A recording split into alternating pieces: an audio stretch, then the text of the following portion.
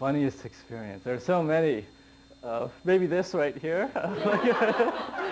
My funniest experience was, I think, my first year, the first Halloween that I was in the department. I dressed up as Kirk Smith and ended up passing him in the hall. And as we passed each other, we both looked at each other and then kind of looked down and went, hello, hello, hello. And then we kept walking, and yeah, I don't think he realized he was looking in the mirror. My funniest experience was, I think one Friday afternoon, I went to happy hour with Karen in my lab, and also invited Norma. And we went to a place in Alameda that serves very strong margaritas.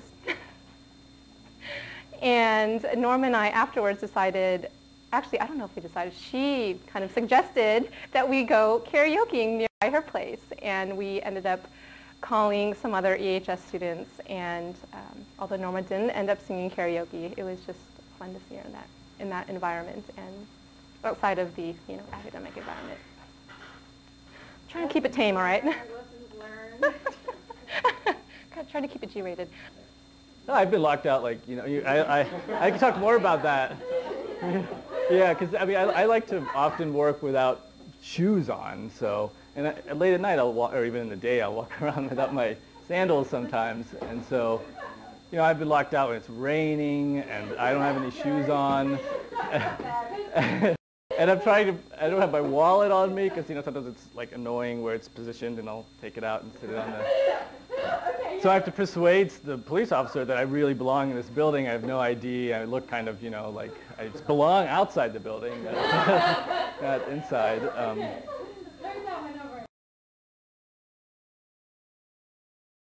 Okay, all right.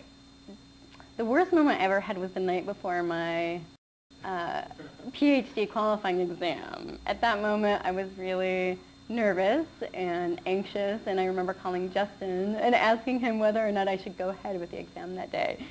I don't really have a worst experience. One bad experience was getting called in the middle of the night by Kyra and being asked if she should follow through on her oral exam, which I told her, no, you're going to fail, but she didn't follow my advice, and she went and passed. The worst, I think, honestly, the worst experience was, on my first manuscript, receiving comments back. I think it was hard to see at first, so many red marks. And I think through all the revisions and comments, it turned out really well. So. Yeah, failing the preliminary exam. But I think the upside of that is it really forced me to think about my life and my choice, my research, whether this is the life I want, this is something I want to do. Well, I think one nugget that I'd like to pass along is to just keep in mind that people are always ready to help you. And it seems like you're working alone in a box, but it turns out that our faculty are very approachable and very useful. And the sooner you talk to them about your problem, the sooner it can be solved. And so that's something I think is always good to keep in mind. I think we all have some proud moments, not so proud moments, and some moments we want to forget forever. But I think once you have the time to sit back and really reflect upon those years you spent at Berkeley, just like we are now, I think you realize that every such moment you learn something, learn how to be a good scientist, and also some life experience. At least that's for me, it's been worth it. I would suggest to people, both considering the MPH as well as or MS or the PhD, that it's kind of a question of lust versus love, in that I think the MPH or the MS enables you to really explore an interest of yours and gain a set of useful skills, whereas the PhD, you're not going to see it through to the end unless you really love it, it's something that really inspires you, interests you, and can motivate you through to the end. Headphones work wonders. And just pretend like you're doing busy. Headphones are a huge signal that you're doing work and you don't want to be bothered, and it's helped me get a lot of work done. But then I'm like, maybe we shouldn't say that because now the faculty One nugget of wisdom I got from Bob was about assembling my orals committee, and one thing he told me was perhaps to avoid some of the more eager, younger faculty who may find that they have something to prove in the exam setting. That's one possibility. The other thing he told me was to get my committee to talk to each other and therefore assemble a very chatty committee so that they can do most of the talking and you can sit back and pass. In my own experience, I've done a lot of GSIing, a lot of TAing, and maybe more than I've needed to, but I do think there's a lot of skills that are transferable from teaching that people don't often recognize, like in terms of being able to communicate, technical subject matter to audiences with different levels of expertise.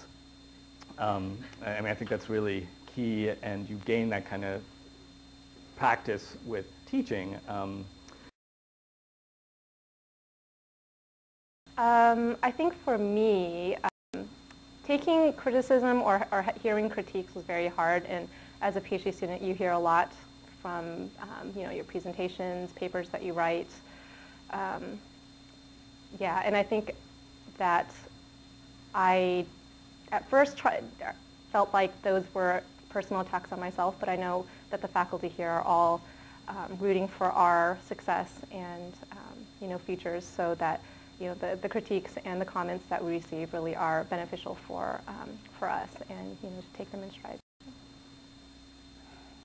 The biggest challenge for me in the PhD program was time management. So that's the big lesson for me. And also, again, going out into the professional world, building contacts early is a good thing.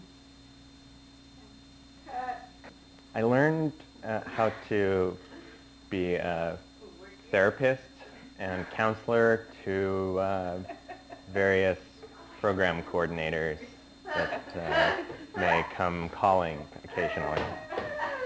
Don't play that one. Who am I supposed to be looking at? The camera? I'm looking at Jill. Okay. All right.